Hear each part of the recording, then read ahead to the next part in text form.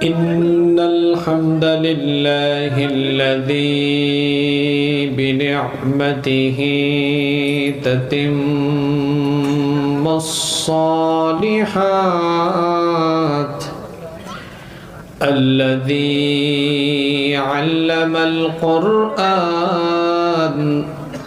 وأكرمنا بالإسلام وأنعم علينا بالإيمان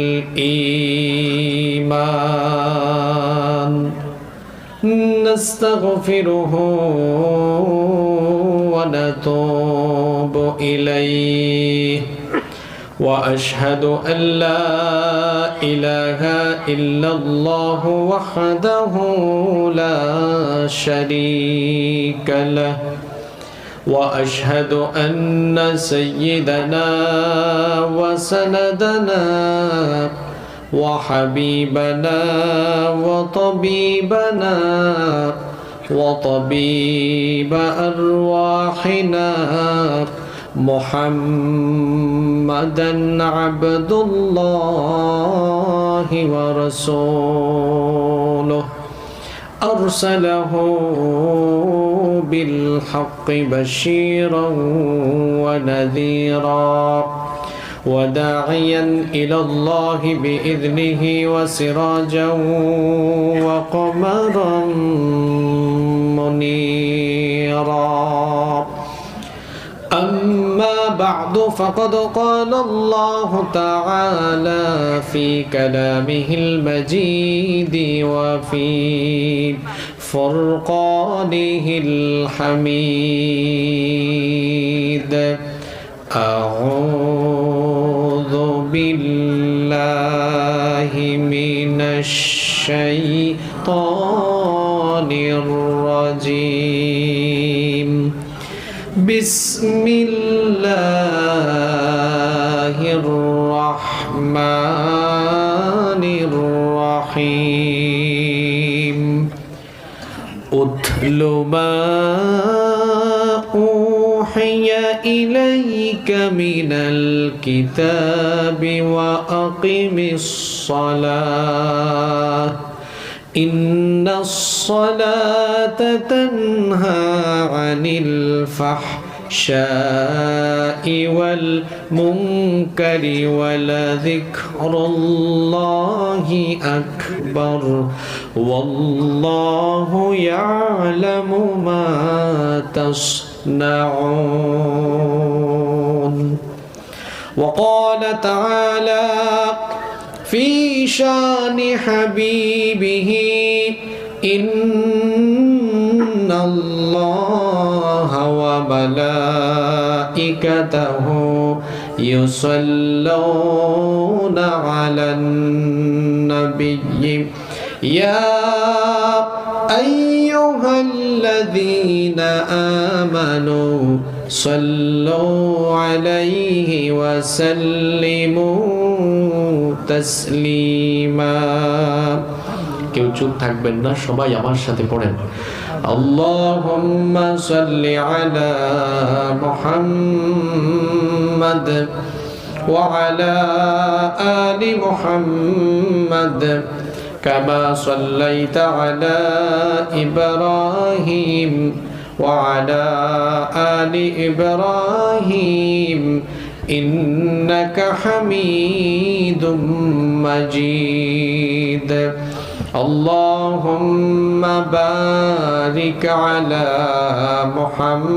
محمد وعلى آل محمد كما باركت على إبراهيم وعلى آل إبراهيم إنك حميد مجيد ربي زدني علما ربي زدني علما رب اشرح لي صدري ويسر لي أمري واحلل عقدة من لساني يفقهوا قولي سبحانك لا علم لنا إلا ما علمتنا إنك أنت العليم الحكيم صدق الله العظيم তুমি রহমান তুমি মেহেরবান অন্ধ গাহে না শুধু তোমারি গুণগান বুঝেও বুঝে না তবু শান তুমি রহমান তুমি মেহেরবান জনম জনম যদি গাহি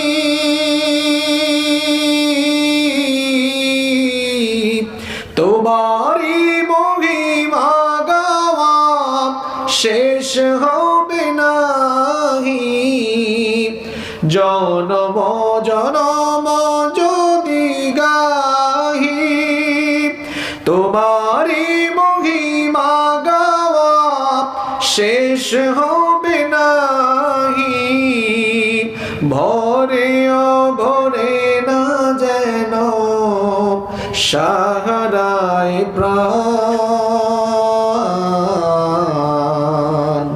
তুমি রহমান তুমি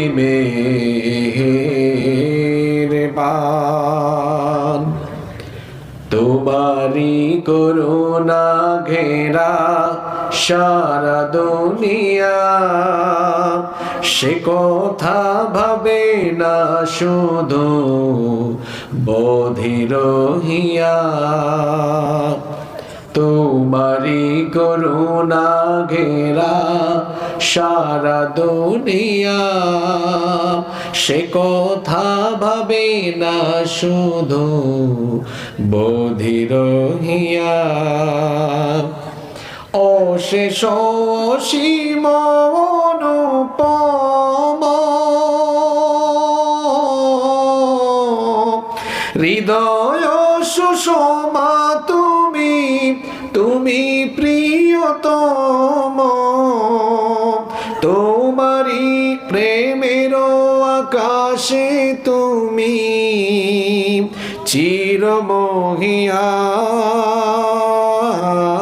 চিরমহিয়ান তুমি রহমান তুমি মেহেরবান কখনো তোমারে যদি ভুলি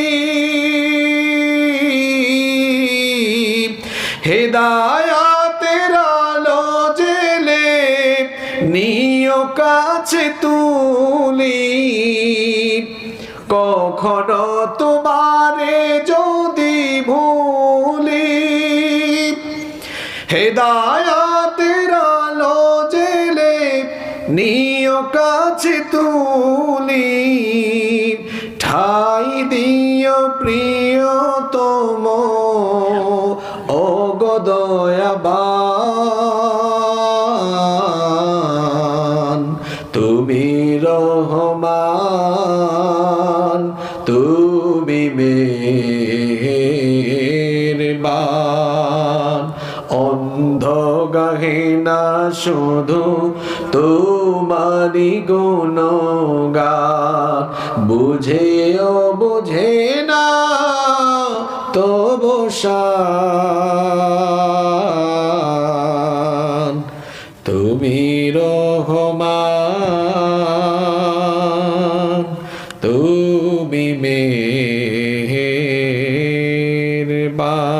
মেহেরবান বাংলাদেশের ঐতিহ্যবাহী পাবনা জেলার সাথিয়া উপজেলা শহীদ মাওলানা মতিউর রহমান নিজামী নওয়ারাল্লাহু মারকাদাহু ওয়া জাআলাল জান্নাতা মাথওয়াহু, আমরা বলি আমিন।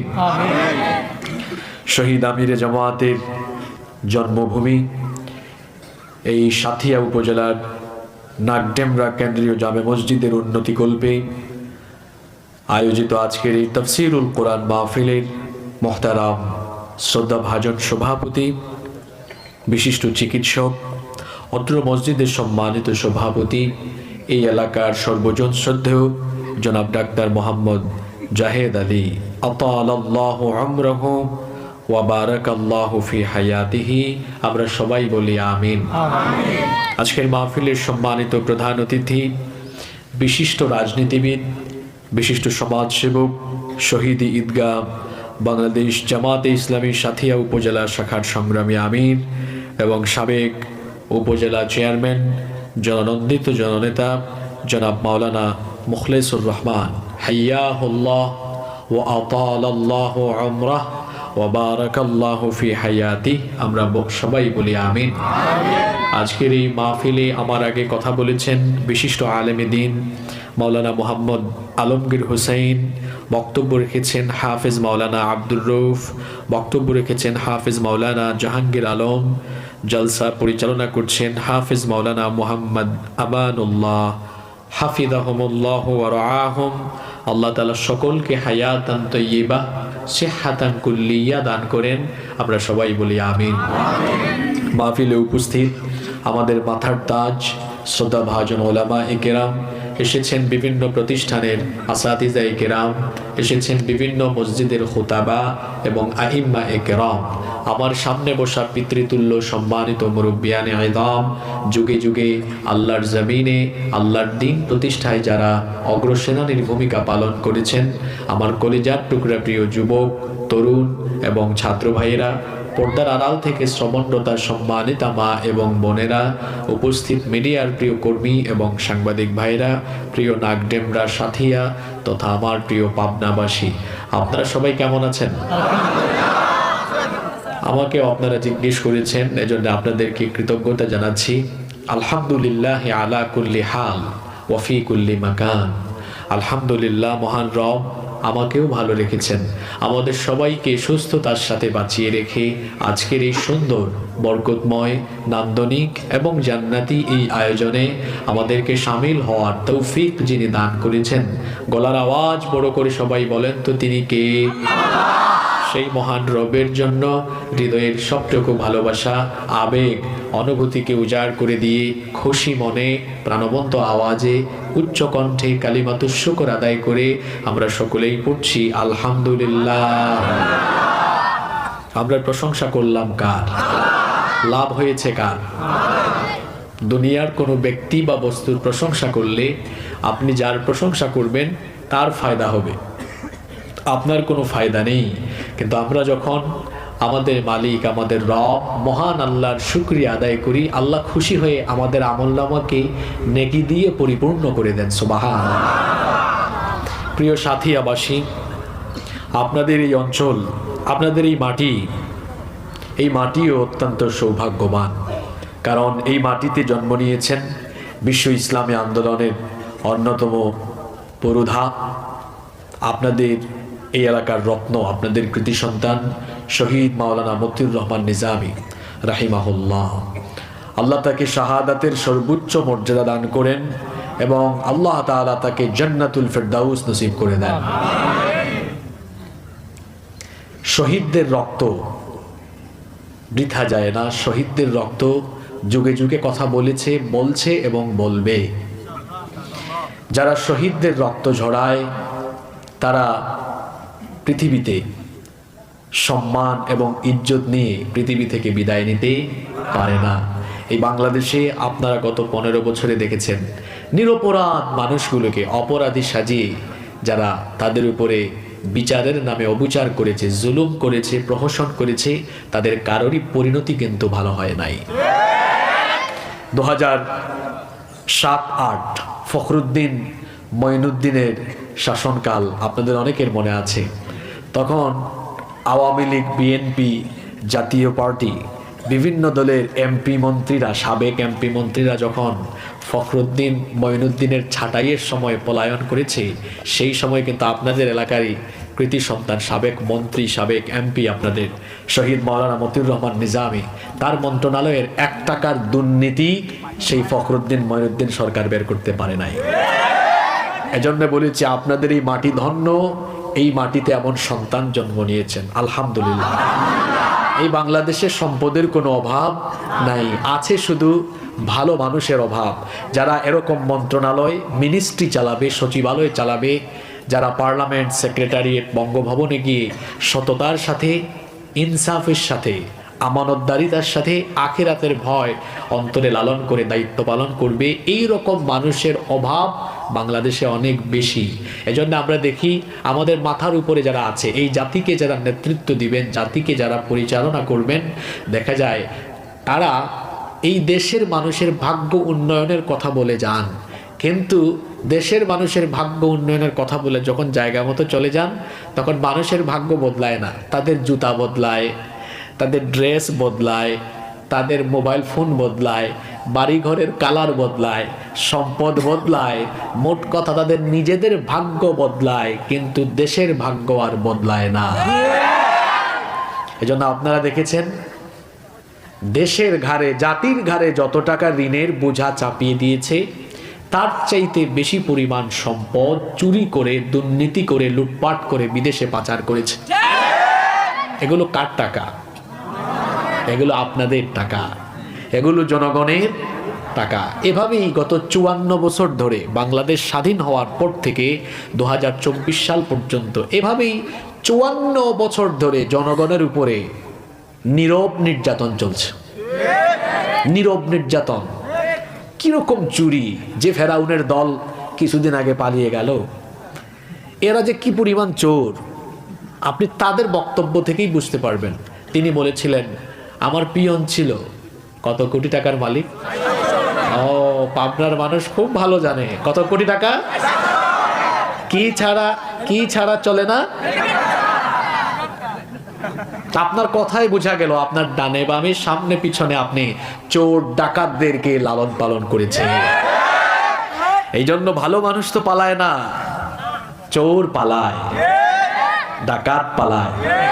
আপনাদের নাগডেমরা এই গ্রামে যদি কোনো গৃহস্থের বাড়িতে চোর ঢোকে আর বাড়িওয়ালা যদি টের পায়, রাতের বেলা যদি চিৎকার মারে চোর চোর, আশেপাশের বাড়ির এরাও খবর পেয়ে গেছে, মসজিদের মুয়াজ্জিন সাহেব মাইকে বললেন অমুক বাড়িতে চোর ধরা পড়েছে, এরপরে কি চোর বা ডাকাত গ্রামের মানুষকে বলবে আসেন ভাই আসেন আমারে বাইন্দা ধইরা নিয়ে যান, এটা বলবে? চোর তখন গৃহস্থ বা মানুষ জেগে উঠলে কিসের চেষ্টা করবে?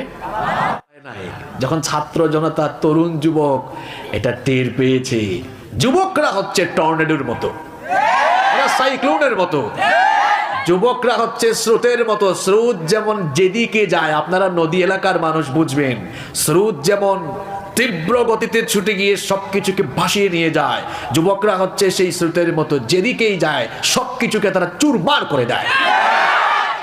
এই যুবক তরুণরা যখন টের পেয়েছে আমার বাড়ি ঘরের, আমার দেশের সব চুরি হয়ে যাচ্ছে, তারপরে তখন বলে যে ধরো চোরকে ধরো, স্বৈরাচারকে ধরো, তখন দেখা গিয়েছে ওই আপনার বাড়িতে চোর ডাকাত যেমন গৃহস্থ সজাগ হলে পালিয়ে যায়, ঠিক তেমনি দেখা গিয়েছে এই দেশের চোরেরা ডাকাতেরা জামাতের সাথে পালিয়ে গিয়েছে।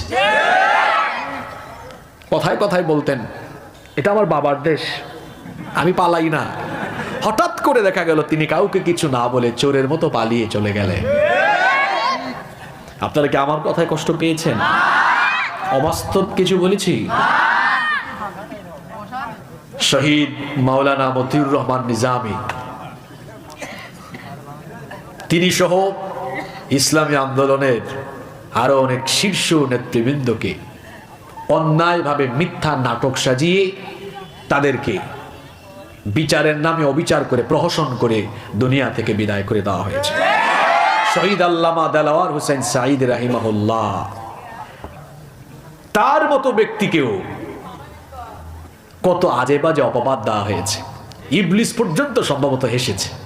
যে তোরা এত খারাপ কেমনে হইলি। আল্লাহ তাআলা যেন জালিমদের ব্যাপারে তিনি তার সিদ্ধান্ত কার্যকর করে দেন। আরো আসতে বলেন আমিন। রাত অনেক হয়ে যাওয়ায় আপনাদের কি কষ্ট হচ্ছে? আমি তো অনেক দূর থেকে এসেছি জার্নি করে, তো জার্নির কষ্ট তো আমার মধ্যে আছে। আপনারা তো টায়ার্ড হয়ে গেলে চলবে না। আপনারা আমাকে সাপোর্ট দিবেন তো? সাপোর্ট দিবেন তো? এক আমির সাহেবের এলাকায় এসেছেন, আরেক আমির সাহেবের এলাকার মানুষ। কথা বুঝেন নাই? আমার বাড়ি কোথায় আপনারা জানেন? বলেন তো দেখি, সেখানে যার নাম ইন্ডিকেট করলাম তার নাম কি? ডাক্তার? তো ঠিক আছে, আমিরে জামাতের এলাকার আমিরে জামাতের এলাকা, তো দুই গ্রুপের মধ্যে আওয়াজের একটা ব্যালেন্স থাকার দরকার আছে না নাই? আপনারা রেসপন্স করবেন তো? আমরা যেন শেষ পর্যন্ত ধৈর্য ধারণ করে আমলের নিয়তে প্রতিটি কথা শুনতে পারি। আল্লাহ আপনি আমাদেরকে সেই তৌফিক দেন। সম্মানিত উপস্থিতি, মহান আল্লাহ এই পৃথিবীতে আমাদেরকে কেন সৃষ্টি করেছেন? কি সুন্দর করে আল্লাহ তাআলা জবাব দিচ্ছেন, কেন আমি তোমাদেরকে দুনিয়াতে সৃষ্টি করেছি বান্দা শোনো।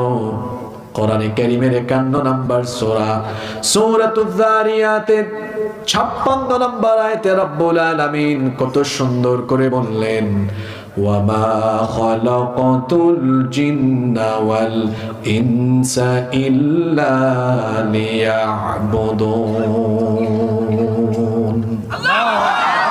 I didn't create the mankind and jinn kind except my worship. আল্লাহ বলছেন, আমি জিন জাতি আর মানব জাতিকে আমার গোলামি ছাড়া অন্য কোনো কিছুর জন্য সৃষ্টি করি নাই।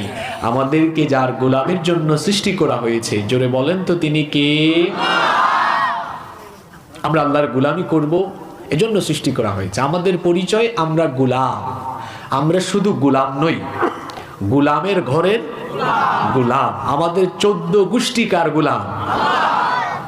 আল্লাহ তাআলার গোলামির দৃষ্টান্ত যেন আমরা প্রতিটি মুহূর্তে উপস্থাপন করতে পারি, এজন্য আল্লাহ তাআলা রেগুলার এমন একটি ইবাদত আমাদের জন্য ফিক্সড করে দিয়েছেন, যে ইবাদতের মাধ্যমে মহান আল্লাহর আনুগত্যের সর্বোচ্চ নমুনা প্রদর্শন হয়। সেই ইবাদতের নাম হলো সালাত, যেটাকে আমরা বলি নামাজ। আমরা যে আল্লাহর গোলাম, এটার সবচাইতে চমৎকার দৃষ্টান্ত উপস্থাপন হয় এই ইবাদতের মাধ্যমে। আমার দিকে তাকান, কেউ ডানে বামে তাকায়েন না। দেখেন তো নামাজে দাঁড়ান আপনারা কিভাবে? নামাজে দাঁড়ানোর সময় কি সিনা টান করে এরকম দাঁড়ান, না বিনয়ের সাথে দাঁড়ান? আল্লাহ তাআলা তো বলেছেন, ওয়াকুমু লিল্লাহি কানিতিন। বিনয়ী হয়ে আল্লাহর সামনে দাঁড়াও। আমরা মাথা নত করে দিয়ে দাঁড়ালাম, আর দাঁড়ানোর সময় একজন আসামি যেমন সারেন্ডার করে, ঠিক তেমনি আসামির মতো সারেন্ডার করে গোলাম তার মালিকের সামনে দাঁড়াচ্ছে। কিভাবে?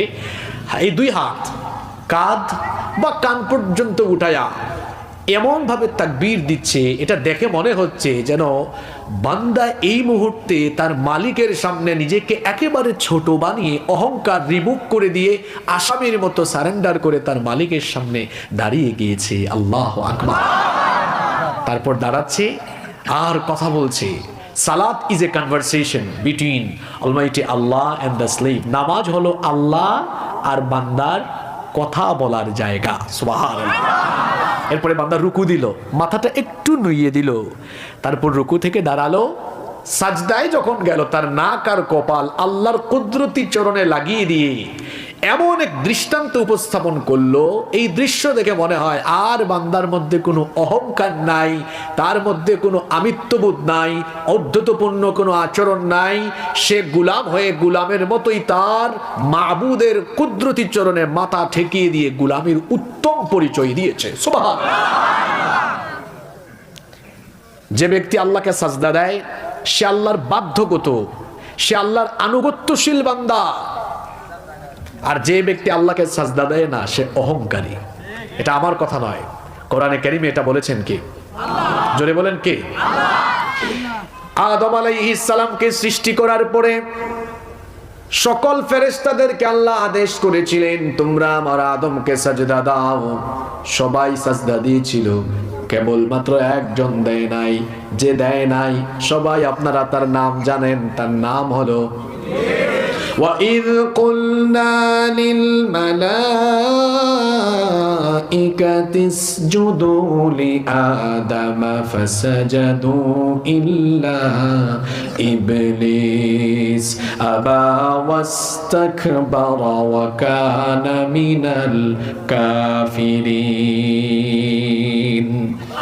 আল্লাহ তাআলা বলছেন, আর স্মরণ করো যখন তোমাদের রব ফেরেশতাদেরকে বলেছিলেন তোমরা আদমকে সাজদা দাও, ইবলিস ছাড়া সবাই সাজদা দিয়েছিল, ইবলিস সাজদা দেয় নাই। কারণ আবা, সে অস্বীকার করেছে, সে আল্লাহ তাআলার আদেশকে অমান্য করেছে।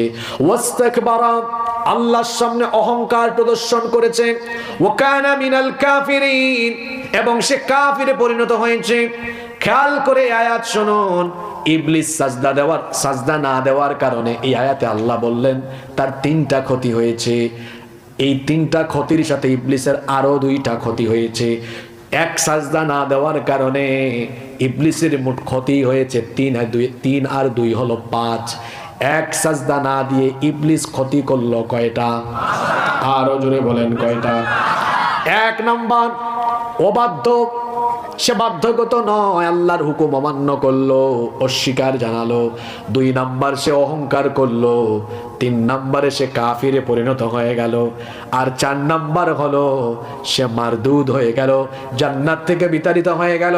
আল্লাহ অন্য আয়াতে বলেছেন ফাইন্নাকা রাজিম, নিশ্চয়ই তুমি অভিশপ্ত, নিশ্চয়ই তুমি বিতাড়িত।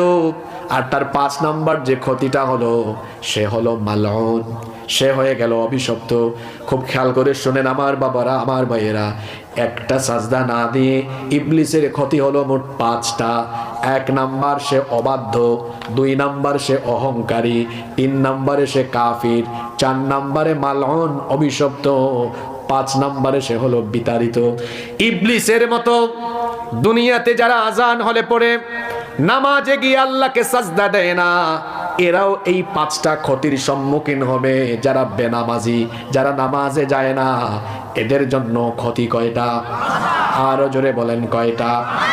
এদের 1 নাম্বার পরিচয় হলো, বেনামাজির প্রথম পরিচয় হলো সে আল্লাহর বাধ্যগত গোলাম নয়, সে হলো আল্লাহর অবাধ্য বান্দা।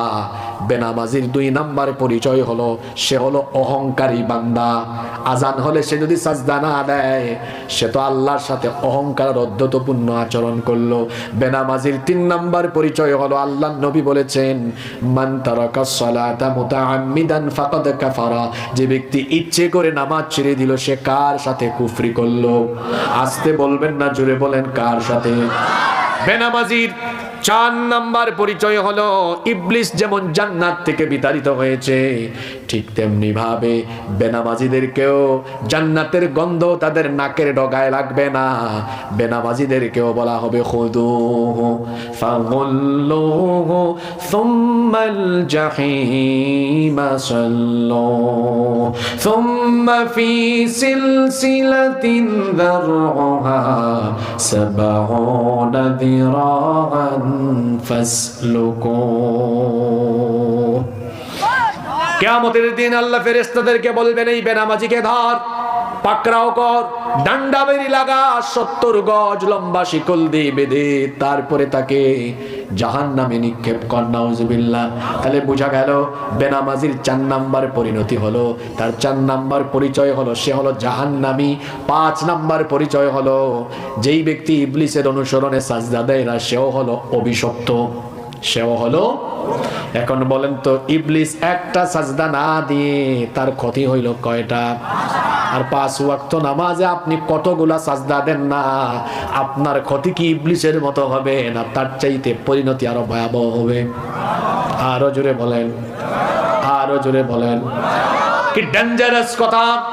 মাহফিল কমিটিতে আয়োজক থাকে কিন্তু ফজরের নামাজ আদায় করে না, মাহফিলে আসে রাত 1টা পর্যন্ত আলোচনা শুনে যায়, কিন্তু ফজরের নামাজটা আদায় করে না।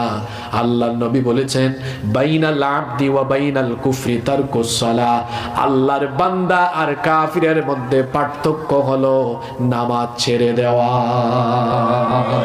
এই নামাজ একমাত্র ইবাদত যেটা আল্লাহ দুনিয়ায় এর বিধান দেন নাই। এটা আল্লাহ তাআলা উপরে তার নবীকে 7 আসমান পাড়ি দিয়ে সিদরাতুল মুনতাহা ভেদ করে আল্লাহ তার সান্নিধ্যে নিয়ে গিয়ে উম্মতের জন্য 50 ওয়াক্ত নামাজ গিফট করেছেন। কত ওয়াক্ত? ফিরে আসার সময় মুসা নবীর সাথে দেখা। মুসা নবী বললেন, আমার উম্মত 2 ওয়াক্ত নামাজ ঠিকমতো আদায় করতে পারে নাই, কিভাবে আপনার উম্মত 50 ওয়াক্ত আদায় করবে? তিনি বারবার ফিরে যাচ্ছিলেন। নবীজি বারবার ফিরে গিয়ে 50 থেকে কমাতে দেওয়া হলো 5 ওয়াক্ত। এরপরেও মুসা নবী বলছিলেন, আবারও ফিরে যান, কমায়া আনেন, কারণ আমার উম্মত তো 2 ওয়াক্ত পড়তে পারে নাই। আল্লাহর নবী বললেন, আর যেতে পারবো না, লজ্জা লাগছে, এখন আমি ফিরে যাচ্ছি। কিন্তু মনে মনে চিন্তা ছিল, পেরেশানি ছিল, মুসা নবী তো আমার সিনিয়র নবী, তার উম্মত 2 রাকাত, তার উম্মত 2 ওয়াক্ত পড়তে পারলো না, কেমনে আমার উম্মত 5 ওয়াক্ত আদায় করবে? আল্লাহ তো 50 ওয়াক্ত দিয়েছিলেন, 50 হইলে তো উম্মত সওয়াব বেশি পাইতো। আল্লাহ জানায় দিলেন, নবী উম্মতকে নিয়ে এত পেরেশান হলেন কেন? 50 থেকে কমাতে যদিও আমি সংখ্যাটা 5 এনেছি, কিন্তু আপনার উম্মত 5 ওয়াক্ত যখন আদায় করবে, সওয়াব দেওয়ার বেলায় আমি এই 5 ওয়াক্তের সওয়াব আমি 50 ওয়াক্তের দিয়ে দিব।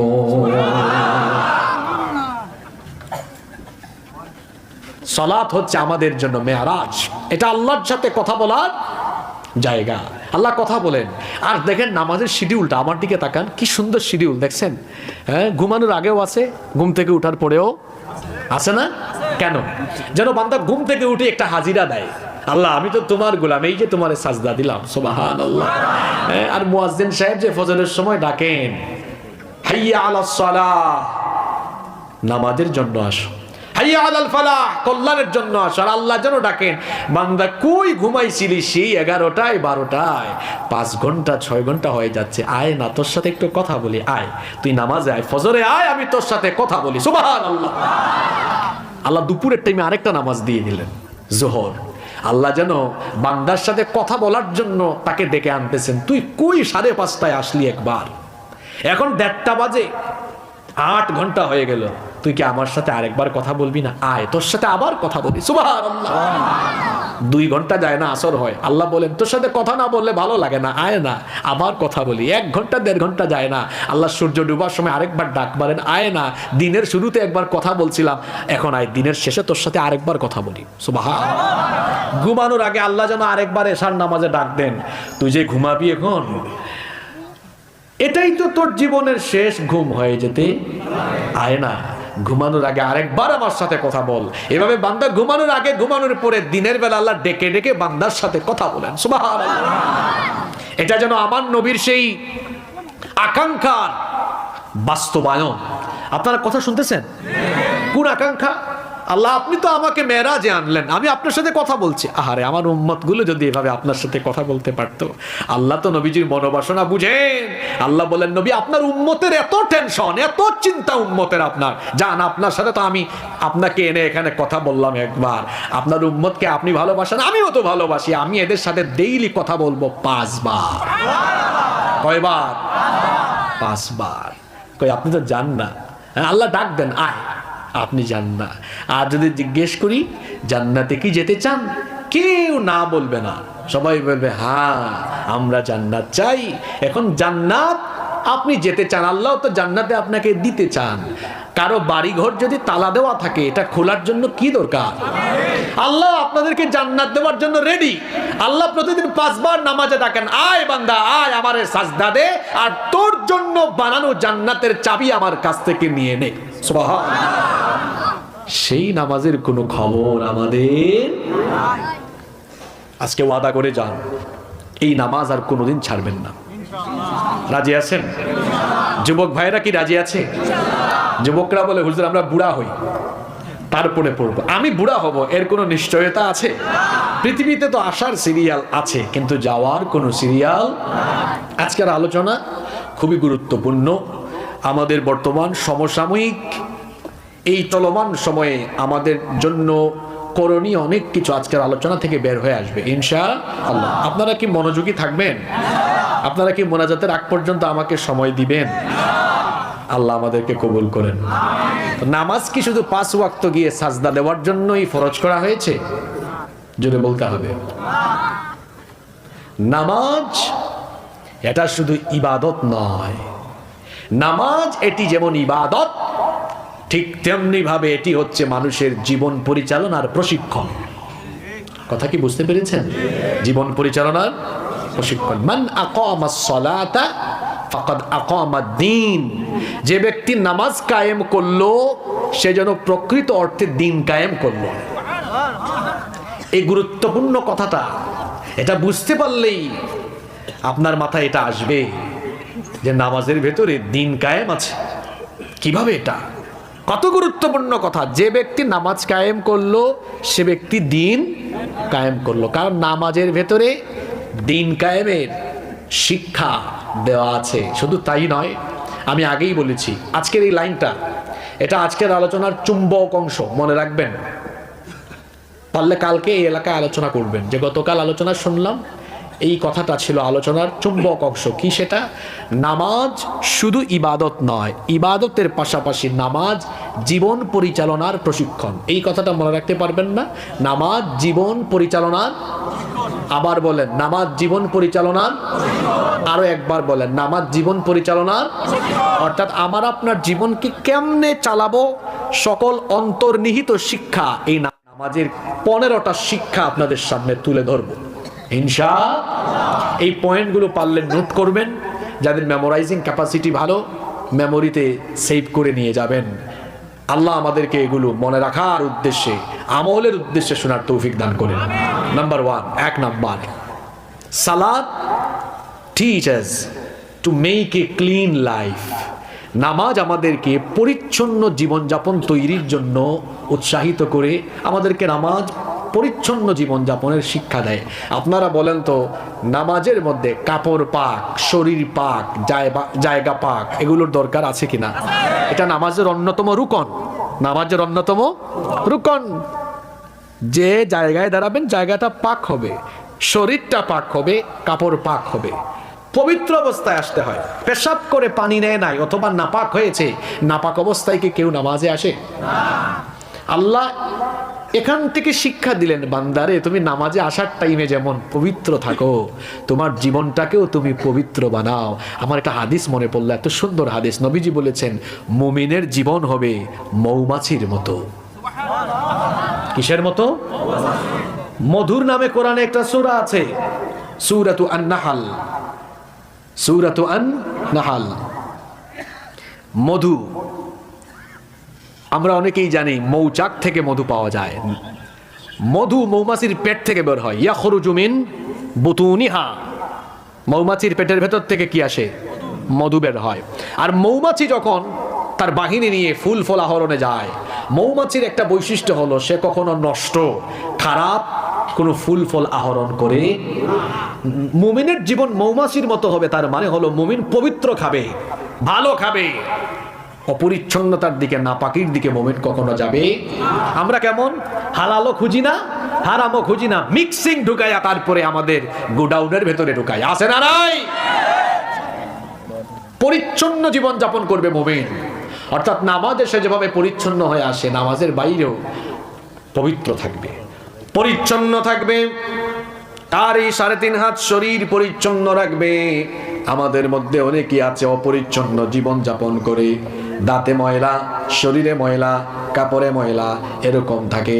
আমাদের প্রিয় নবী মুহাম্মাদুর রাসূলুল্লাহ, আমরা বলি সাল্লাল্লাহু আলাইহি ওয়াসাল্লাম, তিনি কতটা পরিচ্ছন্ন জীবন যাপন করতেন। নবীজির সাহাবী সাইয়েদনা আনাস রাদিয়াল্লাহু আনহু বলেছেন, মা শামামতু আনবারান কাত্তু ওয়ালা মিসকান ওয়ালা শাইআন আতয়াবু মির রিহি রাসূলিল্লাহ। আমরা বলি সাল্লাল্লাহু আলাইহি ওয়াসাল্লাম, তিনি বলেছেন আল্লাহর রাসূল যখন আমাদের কাজ দিয়ে যেতেন, আল্লাহর নবীর দেহ মোবারক থেকে এমন সুগন্ধি আমরা পেতাম, মনে হতো যেন সেই সুগন্ধি মেশকে আম্বরের সুগন্ধির চাইতেও আরো উত্তম। এখন বলেন তো, মানুষের শরীর থেকে সুগন্ধি আসে পরিষ্কার থাকলে না অপরিষ্কার থাকলে? আমার নবী পরিষ্কার পরিচ্ছন্ন জীবন যাপন করতেন, খুব গোছালো পরিপাটি ছিল তার জীবন, পরিষ্কার পরিচ্ছন্ন কাপড় চোপড় পরিধান করতেন, এতটা স্মার্ট তিনি ছিলেন। একবার দুইবার নয়, প্রত্যেক দিন আমার নবী মেসওয়াক করতেন 7 বার। সুবহানাল্লাহ।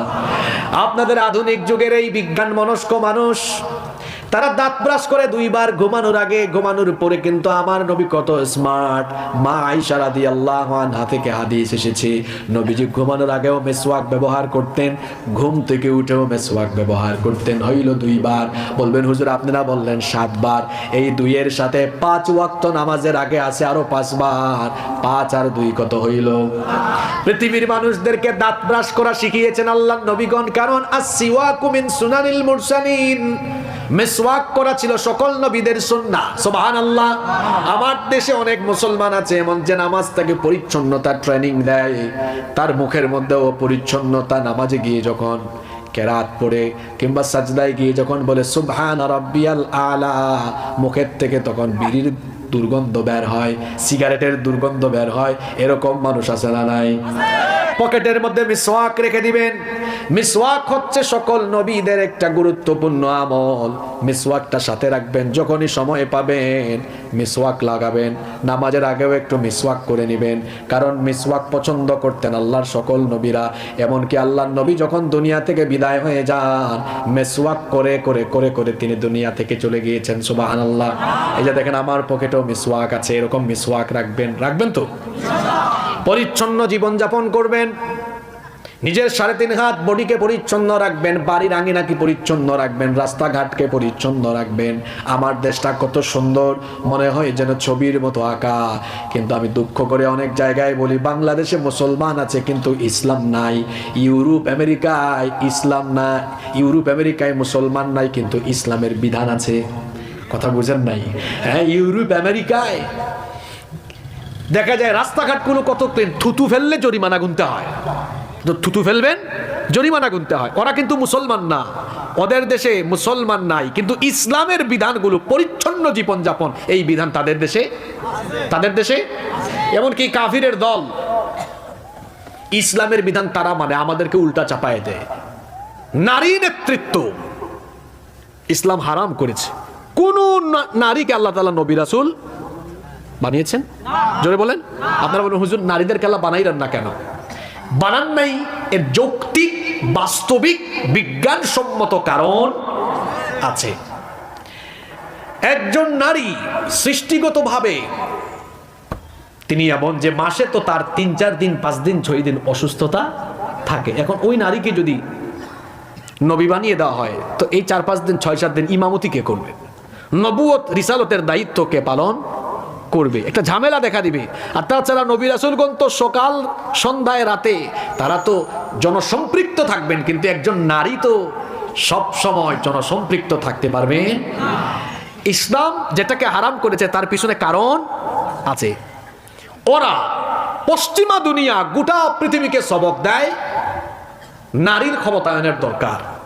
তাদের দেশে কোনো নারী ইলেকশনে দাঁড়ালে, আমেরিকার ইতিহাস বলে, কখনোই তারা কোনো নারীকে তাদের নেতা বানায়। কিছুদিন আগে ইলেকশন গেল, একজন আধা পাগলকে তারা প্রেসিডেন্ট বানিয়েছে, কিন্তু একজন নারীকে বানায় নাই। তাদের কথা হলো প্রয়োজনে পাগল ছাগলকে বানায় দিব, কিন্তু নারীকে। কামালা হ্যারিস হেরে গেল না? হ্যারিস না হারিস? হারিস মনে, তার নামও যেমন হারিস, মানে নামটাই হারিস, হারিস যাইছে নামটাই কি? আপনারা কি আছেন এখানে? ওরা সবাইকে কি শিখায়?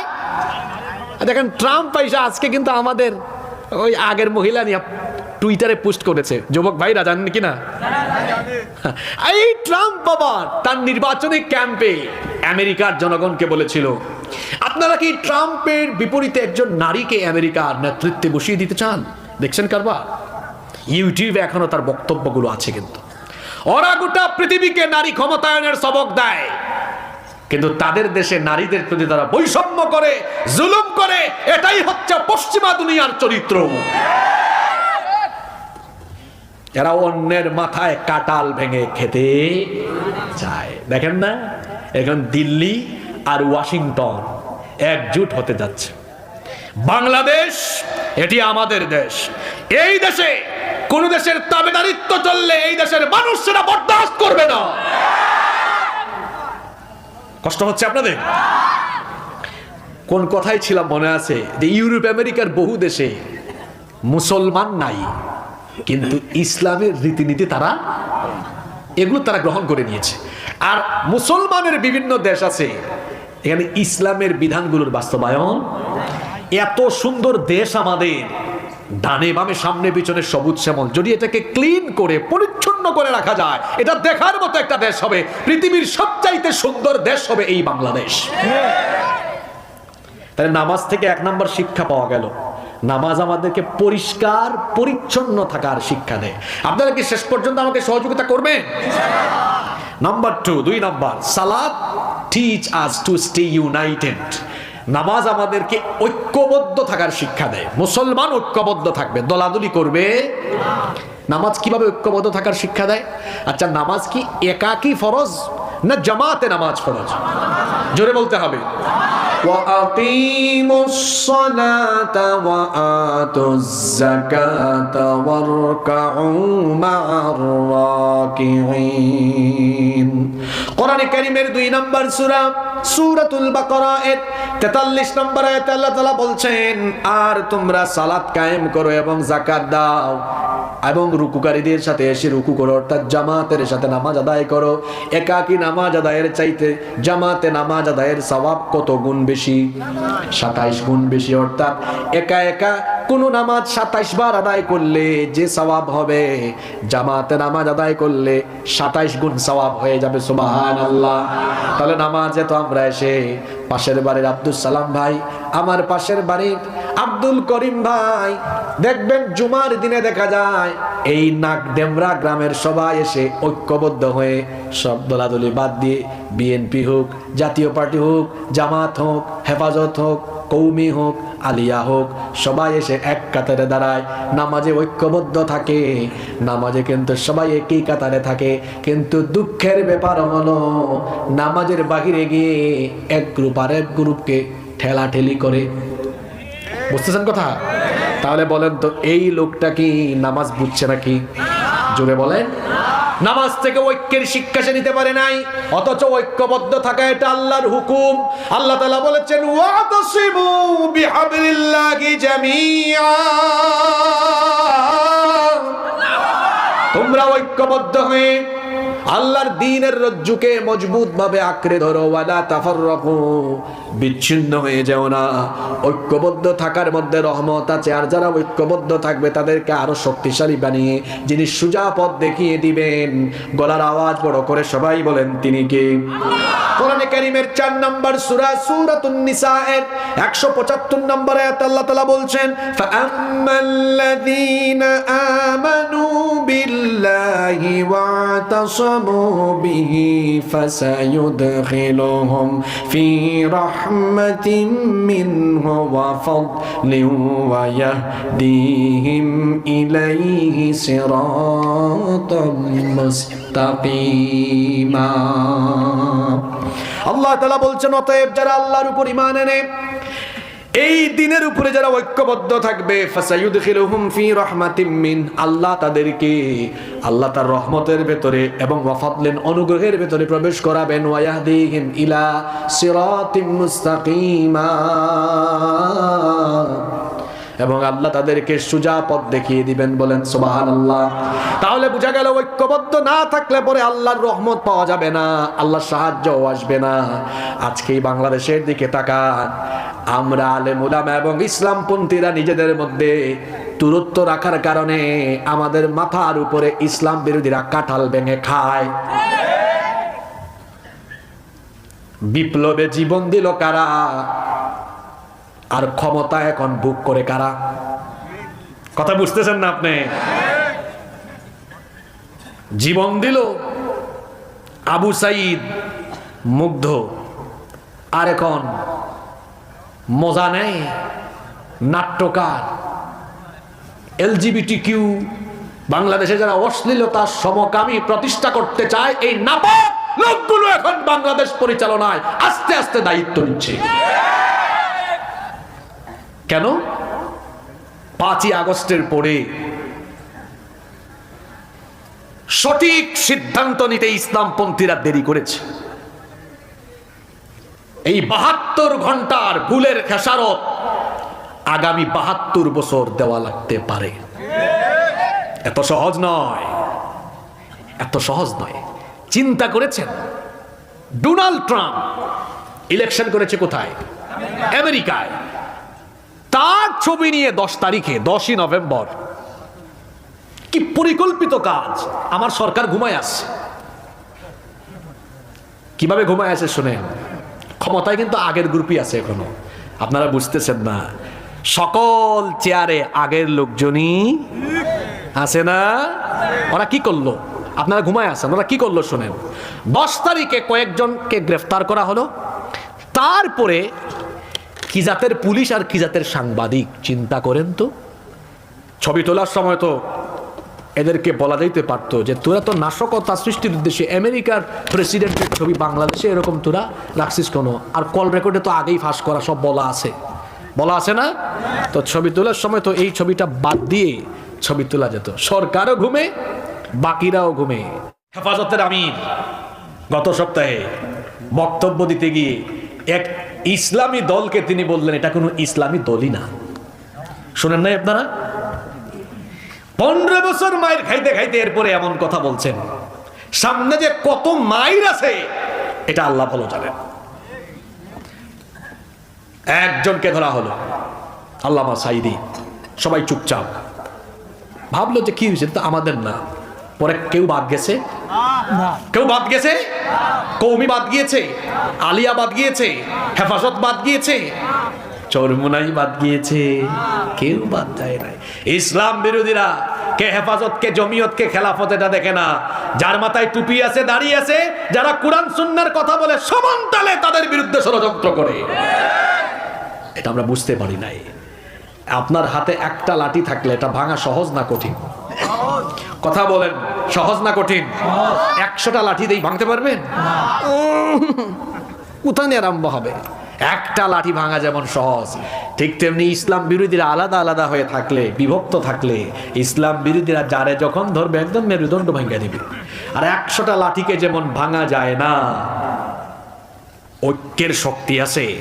সবাই মিলে ঐক্যবদ্ধ থাকলে এই বাংলাদেশে ইসলাম বিরোধী কোনো এজেন্ডার বাস্তবায়ন হবে না। আমি তো প্রায় সময় বলি, যদি বাংলাদেশের আলেম ওলামা আর ইসলামপন্থীরা এক টেবিলে বসে 1 ঘন্টা লাগবে না, বাংলাদেশের মানুষ এই আলেম ওলামা আর ইসলামপন্থীদেরকে বাংলাদেশের দায়িত্ব দিয়ে দিবে। পাল্লায় ব্যাং রাখা যেমন কঠিন, হুজুরদেরকে এক টেবিলে বসানো কঠিন।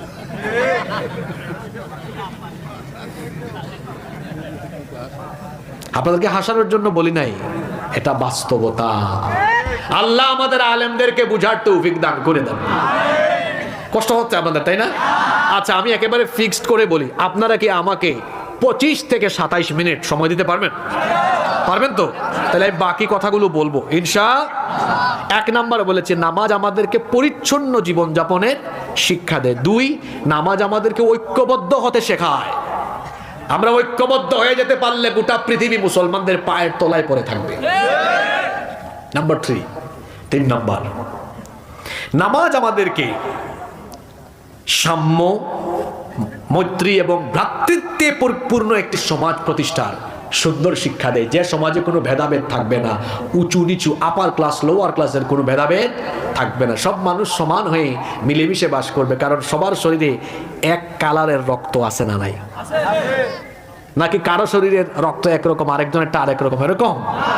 আচ্ছা, নামাজে যখন আপনারা দাঁড়ান, আমার রিক্সাওয়ালা ভ্যানওয়ালা ভাইয়ের পাশে যদি গ্রামের এই নাগডেমরা গ্রামের একজন পয়সাওয়ালা ভাই দাঁড়িয়ে যায়, ওই পয়সাওয়ালা ভাই কি বলে, এই বেটা ভ্যান চালক, যা পিছনের কাতারে যা, আমি এলাকার একজন প্রভাবশালী ব্যক্তি, বলতে পারবে? বললে ভ্যানওয়ালা ভাই বলবে, তোর এই আধিপত্য গিয়ে মসজিদের বাইরে দেখা, এখানে তুইও গুলাম আমিও গুলাম। নামাজে আসলে কোনো ভেদাভেদ থাকে? এখানে গুলাম আর মালিক দাঁড়ালে মালিক আর গোলাম দুইজনেই তখন আল্লাহর গোলামে পরিণত হয়ে যায়। সুবহানাল্লাহ। নামাজের এই শিক্ষাটা আপনারা আমাকে বলেন, নামাজের বাহিরে আছে? আমাদের সমাজে আছে এই শিক্ষাটা? আছে? নাই। ভেদাভেদ, বৈষম্যে ভরা। এই যে বৈষম্য বিরোধী ছাত্র আন্দোলন, তারা বৈষম্য নিয়ে কি করলো? আন্দোলন করলো। আসলেই বাংলাদেশে বৈষম্য আছে, আছে না? এই বৈষম্যহীন সমাজ আর রাষ্ট্র প্রতিষ্ঠার একটা গুরুত্বপূর্ণ শিক্ষা আছে নামাজের ভেতরে। মানুষ হিসাবে সবাই সমান, মানুষ হিসাবে সবাই সমান, কিন্তু মর্যাদার দিক থেকে আল্লাহর কাছে সেই মানুষই মর্যাদার অধিকারী যে ব্যক্তি আল্লাহকে যত বেশি ভয় করে। এজন্য রব্বুল আলামিন কোরআন কারীমের 49 নম্বর সূরা সূরাতুল হুজুরাতের 13 নম্বর আয়াতের মধ্যে বলেছেন, ইয়া আইয়ুহান নাসু ইন্না খালাকনাকুম মিন যাকারিন ওয়া উনসা ওয়া জাআলনাকুম শুউবান ওয়া ক্বাবাইলা লিতাআরাফু ইন্না আকরামাকুম ইনদাল্লাহি أتقاكم إن الله عليم خبير। আল্লাহ তাআলা বলছেন, হে মানব জাতি, নিশ্চয়ই আমি তোমাদেরকে একজন পুরুষ আর একজন নারী থেকে সৃষ্টি করেছি। তারপরে এই এক পুরুষ আর এক নারীর সংসারকে বিস্তৃত করে দিয়ে গোটা পৃথিবীতে আমি তোমাদেরকে বহু জাতি গোত্রে বিভক্ত করে দিয়েছি, লিতাআরাফু, যাতে তোমরা পরস্পর পরিচিত হতে পারো। তো শোনো, মানুষ হিসাবে সবাই সমান হলেও মর্যাদার ক্ষেত্রে ইন্না আকরামাকুম ইনদাল্লাহি আতকাকুম, তোমাদের মধ্যে তাকওয়ার দিক থেকে যে সবচাইতে বেশি এগিয়ে, আল্লাহর কাছে মর্যাদার দিক থেকে সে ব্যক্তি এগিয়ে। তাহলে তাকওয়ার ভিত্তিতে মানুষের মর্যাদার মানদণ্ড নির্ণীত হয় কার কাছে? তাহলে মানুষ হিসাবে আমাদের মধ্যে এই যে আমি এই মুহূর্তে হয়তো কথা বলছি হিসাবে আপনারা আমাকে দেখতে পারেন, শুনতে পারেন, এই জন্য একটু উঁচা করে এখানে বসানো হয়েছে, কিন্তু আপনি যা আমিও। এই ওয়াজ শেষ হয়ে গেলে আপনার আমার মধ্যে কোনো ভেদাভেদ এখানে এই সামান্য কিছু সময়ের জন্য বসানো হয়েছে কেন? কারণ এখানে যদি মাঝখানে বসা যায় তা সবাই দেখবে, একটু উঁচা করে দিলে সবাই দেখবে, শুনবে, কনসেন্ট্রেশন ভালো হবে। কিন্তু এটা একটু সরাই দেন, আসেন আমরা সবাই একসাথে বসি। আমার আর আপনার দুজনের মধ্যে কোনো তফাৎ নাই, প্রজা আর রাজার মধ্যে কোনো তফাৎ নাই। আমাদের সমাজে এটা আছে? আরে বাপরে বাপ, ভিভিআইপি বের হলে কি অবস্থা! তার মানে নামাজের এই শিক্ষাটা আমরা আমাদের সমাজে প্রয়োগ করতে পারি। কথা শুনতেছেন তো সবগুলা? নাম্বার 4, 4 নাম্বার, নামাজ আমাদেরকে টাইম ম্যানেজমেন্ট শিখায়। টাইম ম্যানেজমেন্ট, সময়কে কাজে লাগাতে হয়। আরবিতে একটা প্রবাদ আছে, আল ওয়াক্তু কাসসাইফ, সময় হলো ধারালো তরবারির মতো, ইল্লাম তাকতাহু ফাইন্নাহু কাতাআক, সময়কে আপনি ক্ষতবিক্ষত করতে পারবেন না, কিন্তু সময়ের অপব্যবহারের ফলে আপনার জীবন ক্ষতবিক্ষত, ধ্বংস হয়ে যাবে। সময়কে কাজে লাগিয়ে সম্পদশালী হওয়া যায়, কিন্তু গোটা পৃথিবীর সম্পদ দিয়ে জীবনের ফেলে আসা সময়কে ফিরিয়ে আনা যায়। সময় থাকতে সময়ের কদর করতে হয়, সময়কে গনিমত মনে করতে হবে। নামাজ আমাদেরকে সময় কাজে লাগানোর শিক্ষা দিচ্ছে। কিভাবে? প্রত্যেকটা নামাজের টাইম শিডিউল আছে না নাই? ইন্নাস সালাতা কানাত আলাল মুমিনিনা কিতাবাম মাওকুতা, সূরা নিসা 103 নম্বর আয়াতের শেষাংশ। আল্লাহ তাআলা বলছেন, নিশ্চয়ই সময়ানুবর্তিতার ভিত্তিতে নামাজ ফরজ করা হয়েছে। ফজরের নামাজ বিকাল 3টায় আদায় করলে হবে? কথা বলছেন না কেন? জোহরের নামাজ রাত 10টায় আদায় করলে হবে? আসরের নামাজ সকাল 9টায় আদায় করলে হবে? যে টাইমে যে নামাজ ওই টাইমে আদায় করতে হবে। এমনকি ফজরের নামাজের টাইম হয়ে গিয়েছে, এলাকার সবচেয়ে পয়সাওয়ালা ব্যক্তির জন্য ইমাম সাহেব কি দাঁড়িয়ে থেকে অপেক্ষা করবেন, নাকি আজান হয়ে গেলেই শুরু করে দিবেন? সরি, টাইম হয়ে একামত হয়ে গেলেই কি করবেন? কিন্তু এই সময়ের শিক্ষাটা আছে। বিমান রানওয়েতে নির্দিষ্ট সময়, ফ্লাইটে টেক অফের সময় চলে যাচ্ছে, এরকম বহুবার হয়েছে। আমি নিজেও এরকম বহুবার সাক্ষী হয়েছি। জিজ্ঞেস করলাম কেবিন ক্রুকে, যে ফ্লাইটের টাইম শিডিউল তো 10 মিনিট ওভার দাঁড়িয়ে আছেন কেন? স্যার, আমাদের ভিভিআইপি একজন প্যাসেঞ্জার আছেন। বলেন, নামাজের শিক্ষাটা বাইরে আনতে পেরেছি আমরা? কথা বলছেন না কেন? আপনাদের নাগডেমরা মসজিদে সবচেয়ে পয়সাওয়ালা ব্যক্তি যদি বলে আমার জন্য নামাজের জামাত 10 মিনিট পিছায় দাও, আপনারা মানবেন? যেটা বলে মানবেন? নামাজ কি শেখাচ্ছে আমাদেরকে? এমন কি রাগ করবেন আপনারা? মাহফিলে বক্তাকে বসিয়ে রেখে বিভিন্ন রাজনৈতিক নেতা আসার অপেক্ষায় মানুষ শ্রোতাকে কষ্ট দেওয়া হয়, বক্তাকে কষ্ট দেওয়া হয়। নামাজের শিক্ষা নিতে পেরেছে? কথা বলেন, নিতে পেরেছে? আরে নামাজে তো কোনো নেতা খেতার অপেক্ষা করা হয় না, ঠিক তেমনি সময় হয়ে গেলে কোনো নেতার অপেক্ষা হবে না। নামাজের শিক্ষা নামাজের বাইরে আমরা আনতে, 9টার গাড়ি কয়টায় যায় কেউ জানে না, 9টার ট্রেন কয়টায় যায় এটা রেল স্টেশনের মাস্টারও বলতে পারে না। একদিন এক যাত্রী রেল স্টেশনে গিয়েছে, বসে আছে হেলান দিয়ে, আরে বাংলাদেশ, আল্লাহ জানে আমার ট্রেন কয়টা আসে। 9টার সময় ঠিক হুইসেল শোনা গেল। তখন যাত্রী বলল, বাংলাদেশ পরিবর্তন হয়ে গিয়েছে। লাগেজস্থান দিয়ে যাচ্ছে, আরেকজন আটকাই দিয়েছে পাশ থেকে, ভাই বসেন, এটা গতকাল 9টার ট্রেন, আজকে 9টা আসছে। এই হলো মুসলমানদের সময়ানুবর্তিতা। এখন কথা ঠিক না বেঠিক? আসেন ছাত্রদেরকে বলি, পরীক্ষা আসার আগে তারা পড়ে না। পরীক্ষা আসার আগে তারা রেজাল্ট হাতে নিয়ে বলে, আরে যদি একটু পড়তাম রেজাল্ট আরো ভালো। সময়ের কাজ সময়ে করতে হয়। কিয়ামতের দিন জাহান্নামীরা সময় নিয়ে আফসোস করবে, ইয়াকুলু ইয়া লাইতানি কদ্দামতু লিহায়াতি। আফসোস, যদি আমার সময়কে কাজে লাগিয়ে কিছু আমল পাঠায় আসতাম, জীবনটা যদি আবার ফিরে পাইতাম। তারা বলবে, আল্লাহ আবার পাঠান। আবার পাঠানোর সুযোগ আছে? তাহলে সময়ের মূল্য দিতে হবে, সময়ের কাজ সময়ে করতে হবে। আমার দিকে তাকান, আজকে বেশিরভাগ যুবক তরুণ, এদের শরীর, এদের যৌবন নষ্ট হচ্ছে কেন জানেন? সময় কাজে লাগায় না এরা। দেখেন আমার এই সাথী আর বাবা চাচাদের দিকে তাকান, ওনাদের বয়স 80 বছর হয়ে গেছে, 85 বছর হয়ে গেছে, ফিটনেস ভালো আছে আলহামদুলিল্লাহ, হাঁটতে পারেন। দেখেন আপনাদের নাতিদের দিকে, ছেলেদের দিকে, 20 বছরের পুলা, গাল ভেঙে গেছে, চেহারায় বিচি উঠে গেছে, বিচি ব্রণ, হাঁটে এমন ভাবে মনে পড়ে যাবে ঝিমাইয়া। এ জিমাইন্না মুরগি হয়ে গেল কেন এত কম বয়সে? কারণ কি জানেন?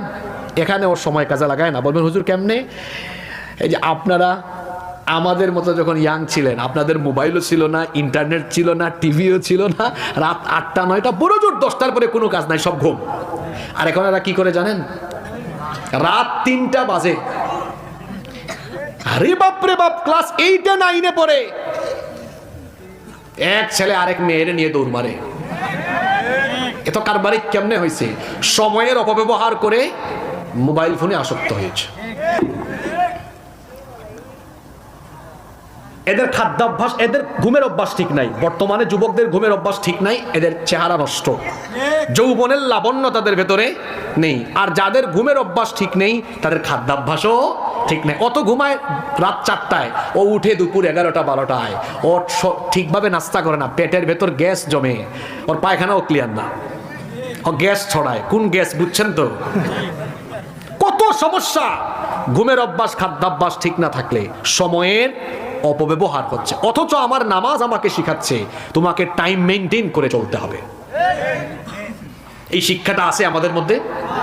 নাম্বার 5, দেখছেন এক নামাজের ভেতরে কত কিছু আছে, ভাবছেন কখনো? 5 নাম্বার, নামাজ আমাদেরকে আল্লাহর হুকুম মেনে চলার শিক্ষা দেয়। কিভাবে? নামাজ কি আপনি আপনার মতো পড়েন না আল্লাহর দেওয়া নিয়ম কানুন অনুযায়ী পড়েন? তো নামাজের বাহিরেও আপনার জীবনের অন্যান্য সকল কর্মকাণ্ড পরিচালিত হবে কার বিধান অনুযায়ী? জোরে বলতে হবে, কার বিধান অনুযায়ী? হচ্ছে না। নাম্বার 6 নাম্বার, নামাজ আমাদেরকে পর্দার শিক্ষা দেয়। কিসের শিক্ষা দেয়?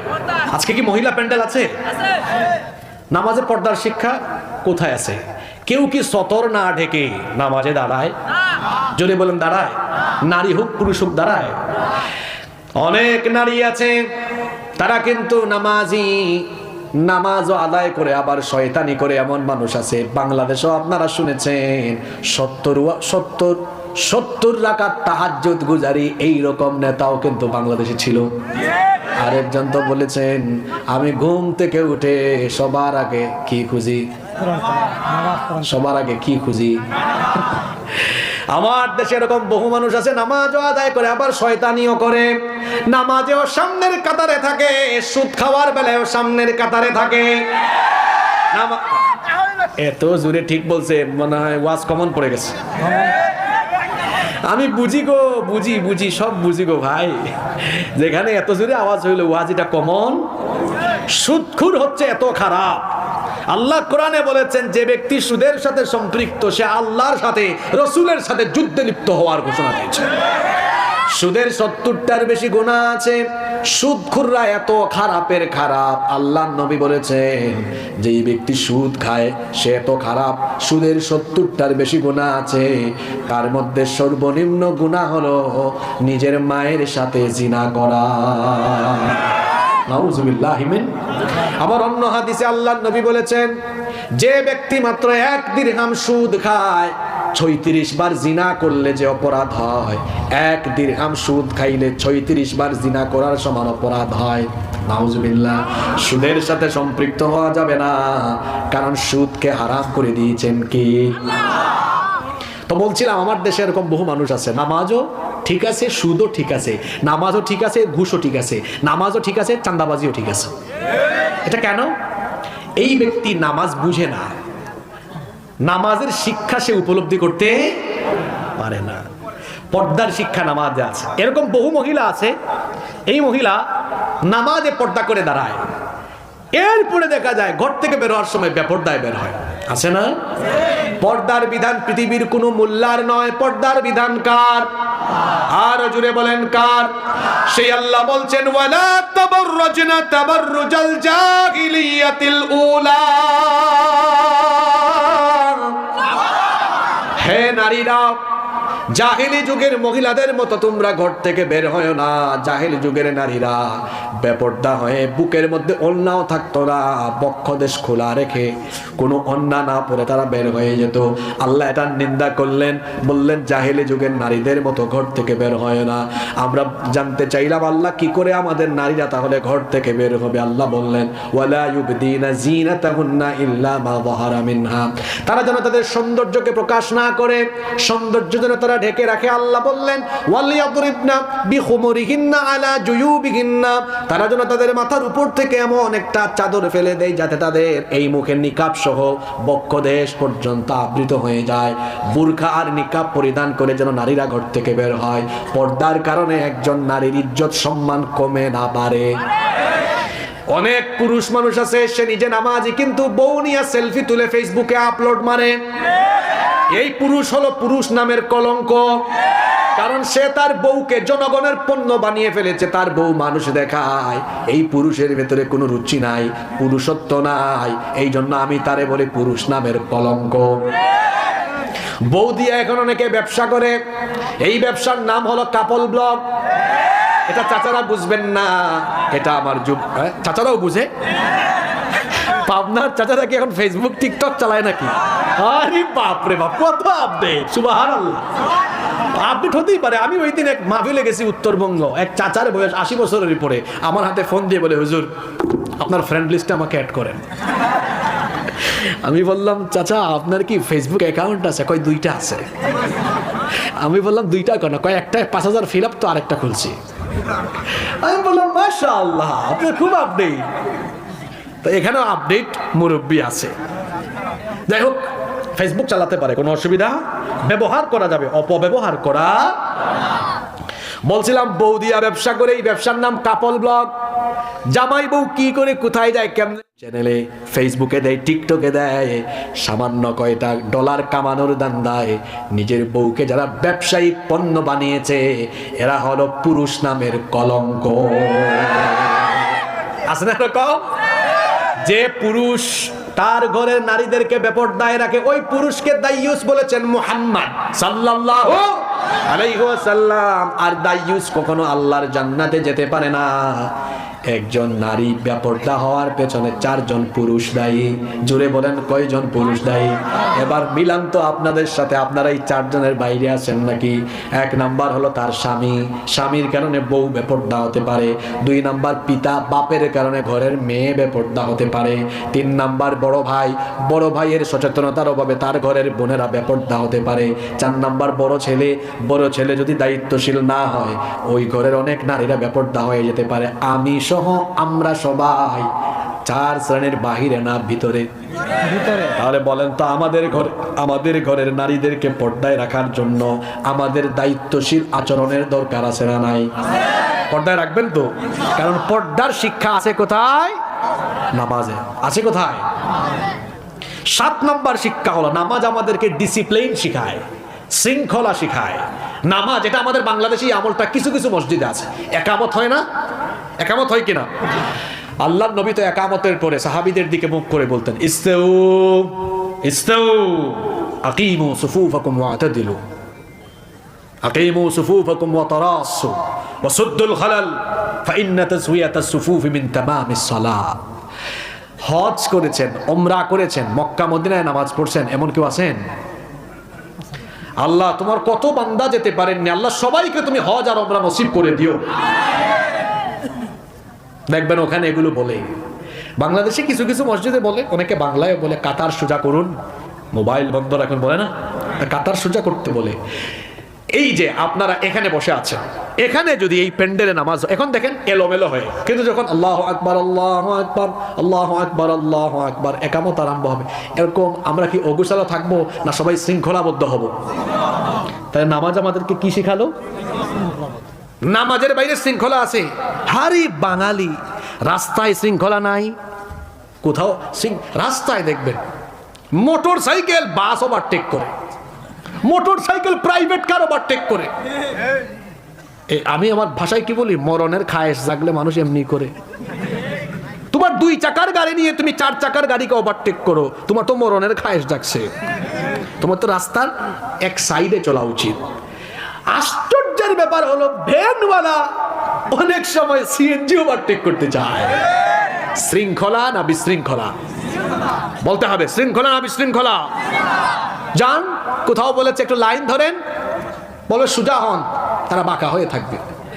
এয়ারপোর্টে পাইলট ককপিট থেকে বা কেবিন ক্রু বলেন, বিমান ল্যান্ডিং এর পরে সম্মানিত যাত্রীবৃন্দ, বিমান পুরোপুরি না থামা পর্যন্ত দয়া করে কেউ নিজের আসন থেকে উঠবেন না। হায় রে বাঙালি, কি থামাথামি! সিট বেল্ট খুলে তারা নেমে লাগেজ খোলাখুলি আরম্ভ করে দেয়। এই হলো তাদের স্বভাব। নামাজের ভেতরে শৃঙ্খলাটা ঠিক আছে, বাহিরে আছে? জোরে বলেন, বাহিরে আছে? নাম্বার কটা গেল? 7টা গেল।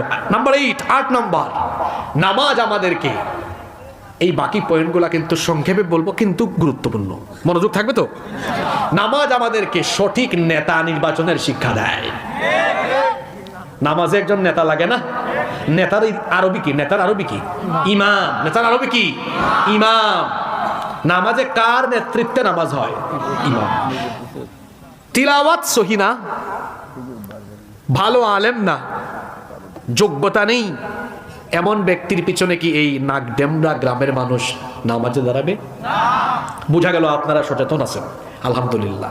তো এই সচেতনতা সমাজ রাষ্ট্র পরিচালনার জন্য ওই ক্ষেত্রে যখন নেতৃত্ব নির্বাচনের সুযোগ আসবে, ওইখানে বুঝি এই শিক্ষাটা কাজে লাগানোর দরকার নাই।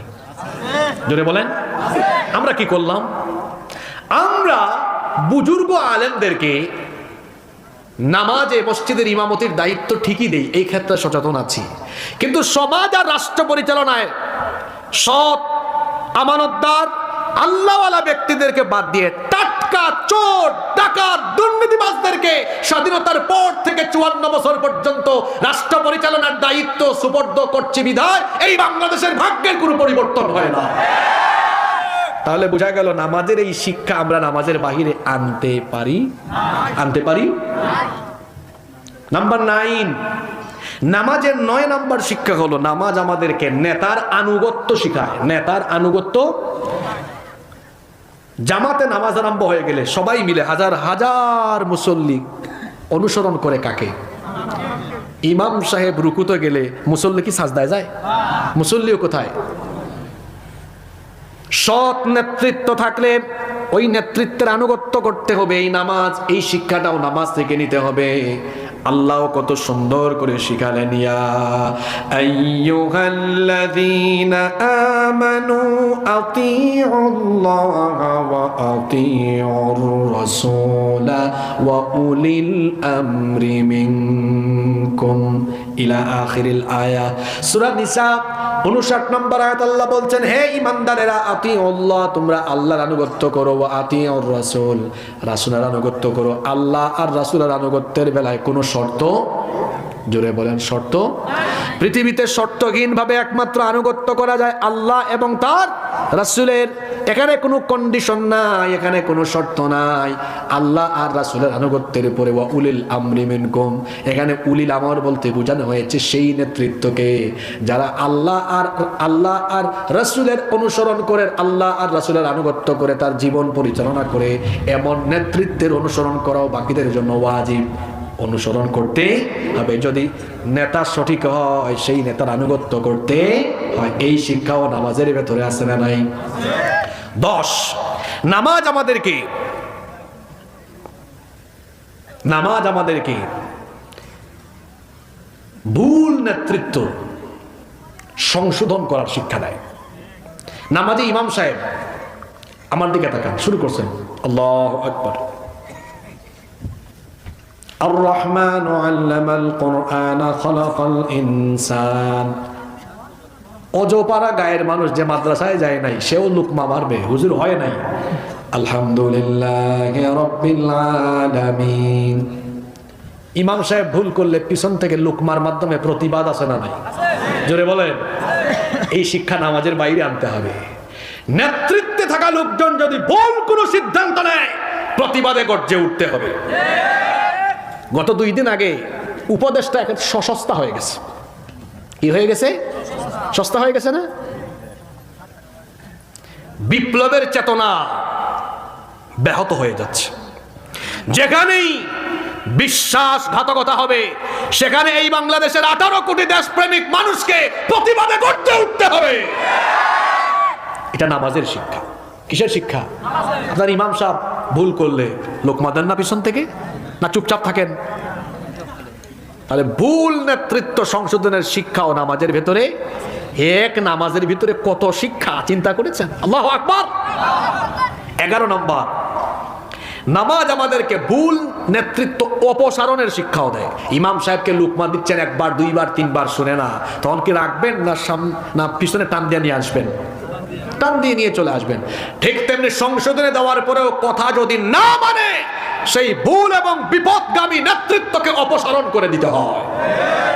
এটাও নামাজের শিক্ষা। 12 নম্বর শিক্ষা হলো নামাজ আমাদেরকে সবরের শিক্ষা দেয়। নামাজ আমাদেরকে কিসের শিক্ষা দেয়? বলবেন হুজুর কেমন শিক্ষা? 5 ওয়াক্ত নামাজের মধ্যে লম্বা নামাজ হলো ফজরের নামাজ, ঠিক না? আর সারা বছরের মধ্যে লম্বা নামাজ হয় একটা মাসে, সেই মাসের নাম কি? কি সবর! শেষ হওয়ার আগ পর্যন্ত কেউ কি দৌড় মারে? দৌড় মারে থাকে। এই ধৈর্যটা নামাজের বাহিরেও নিয়ে আসতে হবে। আমার দেশের অনেক মানুষ অধৈর্য, যেমন এখানেও অধৈর্য আছে। ওই যে দেখেন অধৈর্য হয়ে গেছে বসতে বসতে। তো ধৈর্য এটা বড় গুরুত্বপূর্ণ গুণ। মুমিনের একটা গুরুত্বপূর্ণ গুণ হলো ধৈর্য। তার জীবনে বহু বালা মুসিবত আসবে, দুঃখের সময় আসবে, মুসিবত আসবে, বিপদ আসবে। সর্বাবস্থায় দুঃখ মুসিবতে বিপদে কষ্টে পড়ে গেলে সবর করতে হবে আর ভরসা করতে হবে যার উপরে গলার আওয়াজ বড় করে বলেন তিনি কি? এই তো আর 3টা পয়েন্ট আছে, শুনেন না। শেষ ভালো যার, সব ভালো। নাম্বার 13, নামাজের 13 নম্বর শিক্ষা হলো নামাজ আমাদেরকে জীবন সংশোধনের শিক্ষা দেয়। কিভাবে?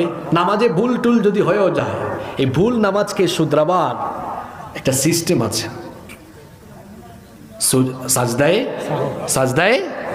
সাজদায়ে সাহু দিলে যেমন নামাজটা আবার ঠিক হয়ে যায়। ঠিক তেমনি ভাবে আমার আপনার জীবনে ভুল হতে পারে, আমার আপনার জীবনে অপরাধ হতে পারে, গুনাহ হতে পারে, অন্যায় হতে পারে, ভুল তো হতেই পারে, কারণ মানুষ মাত্রই ভুল। কিন্তু ভুল হয়ে গেলে, ওই যে নামাজে যেমন ভুল হয়ে গেলে সাজদা দিয়ে নামাজটাকে ঠিক করা যায়, ঠিক তেমনি নামাজের বাহিরে আমাদের জীবনের কোথাও কোনো ভুল হয়ে গেলে জীবনটাকে সংশোধন করার জন্য তাওবার পথ খোলা আছে না নাই? তাওবা ইস্তেগফারের পথ খোলা আছে। গুরুত্বপূর্ণ একটা আমল শিখে যান। আমার আপনার নবীর জীবনে তো গুনাহের কোনো ছিটা ফোটাও নাই, আমার আপনার নবীর জীবনে কোনো গুনাহ নাই। গুনাহ না থাকা সত্ত্বেও আমার নবী প্রত্যেক দিন ইস্তেগফার করতেন। এক হাদিসে এসেছে 70 বার, আর এক হাদিসে এসেছে 100 বার। দুই হাদিসের সমন্বয় করে আমরা বলতে পারি আল্লাহর নবী প্রত্যেক দিন ইস্তেগফার করতেন 70 থেকে 100 বার। আল্লাহু আকবার। এখন আপনারা বলেন দেখি, আমার নবীর জীবনে কোনো গুনাহ আছে নাকি? তো যার জীবনে গুনাহ নাই তিনি প্রত্যেক দিন ইস্তেগফার করেন 70 থেকে। আমার আপনার জীবনে গুনাহ আছে না নাই?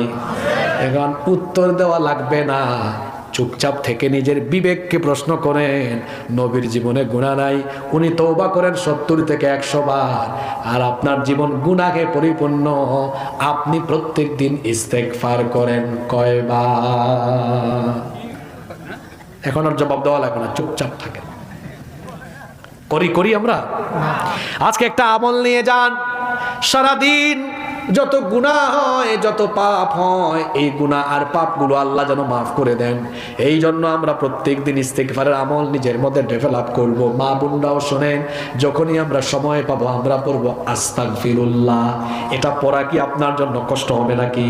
তাহলে একবার সবাই আমার সাথে বলেন, জুড়ে বলেন আস্তাগফিরুল্লাহ। এই যে আস্তাগফিরুল্লাহ পড়লেন, আল্লাহ নবী বলেছেন কেউ যদি গুনাহ মাফের জন্য, কেউ যদি অনুতপ্ত হয়ে অনুশোচনা নিয়ে তওবা করে বিশুদ্ধ মনে এই ইস্তেগফারের বাক্য আস্তাগফিরুল্লাহ যদি একবার পড়ে, আস্তাগফিরুল্লাহ যখন সে উচ্চারণ করে, তার আমল নামায় যদি সমুদ্রের ফেনা পরিমাণ গুনাহ থাকে, আল্লাহ তার সেই সমুদ্রের ফেনা পরিমাণ গুনাহ মাফ করে দেয়। তাহলে একটা আমল শিখে যান বাবা, প্রত্যেক দিন ইস্তেগফার করবেন কমপক্ষে 70 বার, পারলে 100 বার করবেন। তো আল্লাহ তৌফিক দেন। নামাজের 14 নম্বর শিক্ষা হলো, নামাজ আমাদেরকে নিয়ন্ত্রিত জীবনযাপনের শিক্ষা দেয়। কিভাবে? নামাজের চক্ষু নিয়ন্ত্রণ আছে। কেউ কি নামাজে দাঁড়ায় এভাবে আল্লাহু আকবার এমন করে? চক্ষুটা থাকে কোথায়? সাজদার স্থানে। হ্যাঁ, কেউ কেউ করে। আমি একবার আসরের নামাজে ঢুকছি এক মসজিদে, তাকবীরে উলা ছুটে গেল, ওযু করে আসতে এসে দাঁড়াচ্ছি নামাজে, আমার পাশের মুসল্লি আমার দিকে এমনি তাকাইছে। আমি বুঝছি এই মুসল্লির কোনো খুশু। আমি ওনার মাথাকে ধরে বললাম, আমার দিকে না, ওই দিকে তাকান। এরকম আছে না নাই? যুবক ভাইয়েরা উত্তর দেন, আমার বুড়া বাবাদের যৌবন নাই, চলে গেছে। আপনারা উত্তর দেন, নামাজের চক্ষুটাকে হেফাজতে রাখি, আমরা ডানে বামে তাকাই না, সাজদার দিকে তাকাই। ভাই গো, এই শিক্ষাটা নামাজের বাইরে নাই কেন? নামাজের বাইরে রাস্তাঘাটে চলার সময় যে জরিনা সকিনা হাঁটে, তখন জরিনা সকিনার দিকে চক্ষু যায় কেন? চক্ষুটাকে পরনারী থেকে নিম্নগামী করে রাখতে হবে। হুকুম কার? কুল্লিল মুমিনিনা ইয়াগুদ্দু মিন আবসারিহিম। এরপরে আল্লাহ নারীদেরকেও বলেছেন, ওয়া কুল্লিল মুমিনাতি ইয়াগুদ্দুনা মিন আবসারিহিন্না। নারী হোক পুরুষ হোক, তারা যেন পরনারী আর পরপুরুষ থেকে নিজের চক্ষুটাকে নিম্নগামী করে রাখে। হুকুম কার? আল্লাহর নবী আসাদুল্লাহিল গানিব শেরে খুদা আলী রাদিয়াল্লাহু আনহুকে বললেন, লা তুতবিউন নাযরাতান নাযরা, তুমি দৃষ্টির পরে দৃষ্টি দিও না। যদি কোথাও ভুলবশত একবার দৃষ্টি চলে যায়, আবার তাকায়ও না। কারণ হলো, প্রথম দৃষ্টিটা হলো তোমার, এটা ক্ষমার যোগ্য। ফাইন্না লাকাল উলা ওয়া লাইসাত লাকাল আখিরা। প্রথমটা তোমার, এটা ক্ষমার যোগ্য, কিন্তু দ্বিতীয়টা আর ক্ষমার যোগ্য নয়। এবার এই ওয়াজ শুনে যুবকরা যেন আবার এই ফজিলত মনে না করে, হুজুর প্রথমবার যেহেতু সুযোগ আছে, জায়েজ আছে, তাকায় নিব। এটা বলা হয়েছে ভুল বশত। জোরে বলেন, কি বশত? এই যে মোবাইল আমার ভাইদের কলিজার টুকরা যুবক ভাইদের চরিত্র নষ্ট করার এক চরিত্র বিধ্বংসী উপাদান। ইউটিউবে একটা ভালো ওয়াজ শুনবেন, ইউটিউবে ভালো ওয়াজ শুনলে দেখবেন নিচে খারাপ ভিডিও চলে আসতে, খারাপ এড আসতে পারে, আপনি তখন আপনার চক্ষুকে হেফাজত করবেন, আপনি এটা স্কিপ করে চলে যাবেন, চোখের হেফাজত করবেন।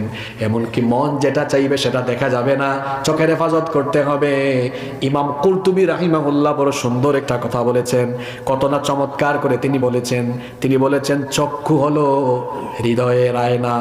চক্ষু হলো, মানুষ চক্ষু দিয়ে দেখে হৃদয়ের আয়নায় সেটা ভাবতে থাকে, ভাবতে তারপরে সে খারাপের দিকে ধাবিত হতে পারে। আর যদি কেউ চোখের হেফাজত করতে পারে, গুনাহ থেকে তাকে যিনি বাঁচিয়ে দিবেন তিনি কি? 15 সর্বশেষ, এটা খুব গুরুত্বপূর্ণ শিক্ষা। কথায়ও তো আছে, শেষ ভালো যার সব ভালো। অনেক কষ্ট দিয়ে ফেলছি আপনাদেরকে, তাই না? বেশি কষ্ট পাইছেন? মনে থাকবে আপনাদের কথা, আপনারা খুব ভালো মানুষ। এত নীরবতা সব জায়গায় পাওয়া যায় না। আপনারা যে যথেষ্ট ভদ্র মানুষ তার প্রমাণ দিয়েছেন। খুব নীরব আপনারা, খুব নীরব আপনারা। আপনাদের এই ভদ্রতা আমার আজীবন মনে থাকবে ইনশাআল্লাহ। আল্লাহ আপনাদেরকে সম্মানিত করুন। আকরামাকুমুল্লাহু জামিআন। আল্লাহ আপনাদের সবাইকে দুনিয়া আখিরাতে সম্মানিত করে দেন। 15 এবং সর্বশেষ হলো, নামাজ আমাদেরকে কুরআনময় জীবন পরিচালনার শিক্ষা দেয়। কুরআনময় জীবন পরিচালনার শিক্ষা দেয়। নামাজে শুরু থেকে শেষ পর্যন্ত বা নামাজের মধ্যে আপনারা কয়টা কিতাব থেকে তিলাওয়াত করেন? জোরে বলতে হবে, কয়টা? আচ্ছা, আপনাদের এলাকায় যদি কেউ নামাজ আরম্ভ করে বুখারী শরীফ পড়া আরম্ভ করে, আল্লাহু আকবার, আন আবি হুরায়রা রাদিয়াল্লাহু আনহু قال قال رسول الله صلى الله عليه وسلم, মানুষ ভাববে হুজুর পাগল হয়ে গেছে, বলবে না? কারণ নামাজে একটা কিতাব থেকে তিলাওয়াত হয়, সেই কিতাবের নাম কি? এই শিক্ষা নামাজের বাইরে আনেন। নামাজে যেমন মুসলমান এক কিতাব তিলাওয়াত করে, মুসলমান নামাজের বাইরে এক কিতাবের আইন মেনে পরিবার, সমাজ, রাষ্ট্র পরিচালনা করবে। এটা নামাজের শিক্ষা। এটা কিসের শিক্ষা? এখন জুলাই আগস্টের পরে শোনা যাচ্ছে সবাই বলে উই ওয়ান্ট জাস্টিস, সবাই ইনসাফ চায়। আপনারাও চান কিনা? এই ইনসাফ কি মানুষের তৈরি করা আইন দিয়ে সম্ভব? জোরে বলেন সম্ভব? এটার জন্য দরকার আল্লাহর কোরআনের আইনের বাস্তবায়ন। আর আল্লাহর কোরআনের আইনের বাস্তবায়ন শুধু ওয়াজ করে, নসিহত করে হবে না, বরং এই রাষ্ট্র পরিচালনার সকল জায়গায় কোরআনওয়ালা লোকদেরকে দায়িত্বে বসিয়ে দেওয়ার জন্য মানুষকে সেই প্রচেষ্টা চালাতে হবে।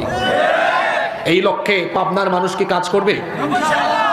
আগামীর বাংলাদেশে কোরআনের প্রতিনিধি, ইসলামের প্রতিনিধি আমরা জায়গায় জায়গায় সেট করার জন্য আমরা কি সবাই কাজ করব?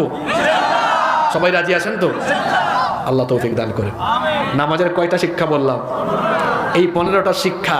আপনারা বলেন, অনেক শিক্ষা আছে বলতে গেলে, এটা ধারাবাহিক 3 দিন 4 দিন বললে, 15টা একটু সংক্ষেপ করে বললাম। এই 15টাও যদি আমরা নামাজের বাইরে অ্যাপ্লাই করতে পারি, আমাদের জীবন বদলে যাবে ইনশাআল্লাহ। যে কথাগুলো বলেছি, আল্লাহ আমাকে এবং আপনাদের সবাইকে মেনে চলার, আমল করার তৌফিক দান করেন।